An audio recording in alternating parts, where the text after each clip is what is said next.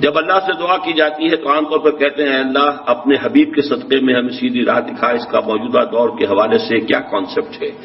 جو کام بھی ہم اللہ کے ساتھ کریں وہ ایک عبادت کا جز ہو جاتا ہے، اور اس میں کامل پیروی ہونی چاہیے حضور کی اور صحابہ کی۔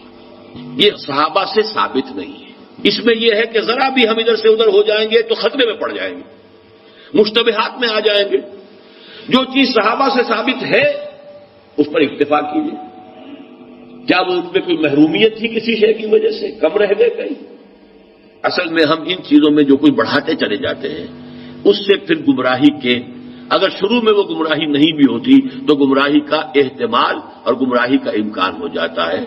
تو کیپ آن دی سیف وے، اور سیف وے یہ ہے کہ جو بھی چیز دعا کے ضمن میں جو بھی دعائیں صحابہ کرتے تھے جس طور سے کرتے تھے، حضور کو میں نے یہاں پہ حضور کے ساتھ صحابہ کو ایڈ کر لیا ہے، کیونکہ یہاں تو حضور کو کہنا کہ حضور کے صدقے حضور کے واسطے یہ اے اللہ ہمارا یہ کر دے، تو یہ تو گویا کہ اگر ایسی بات صحیح ہوتی تو صحابہ کرتے، حضور تو نہ کرتے کہ میرے صدقے اے اللہ میری بات یہ قبول کر لے، لیکن صحابہ تو کرتے نا۔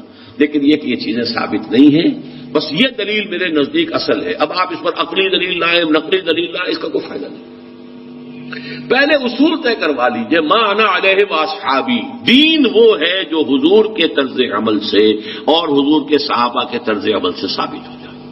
اس اصول کو جتنا پختہ کر لیں گے پھر اس کے حوالے سے بھائی لاؤ ثبوت لاؤ، بس ٹھیک ہے۔ آگے کی بات، کسی بزرگ کی بات، کسی صوفی کی بات، کسی ولی کی بات، کوئی شے دلیل نہیں ہے دین میں۔ کسی دلیل، کسی دینی بات کی مزید وضاحت کے لیے کوئی شے ہو یا سائنس کی بات ہو، اس کا کوئی حدیث سے ثابت ہونا ضروری نہیں ہے۔ حضور سائنس پڑھانے نہیں آئے تھے، وہ فلسفے کا مسئلہ ہو، دین کی بات، عقیدے کی بات، عبادت کی بات، اور دعا جو ہے وہ خل عبادت ہے، عبادت کا جوہر ہے، اس میں یہ ہے کہ ما انا علیہ واصحابی۔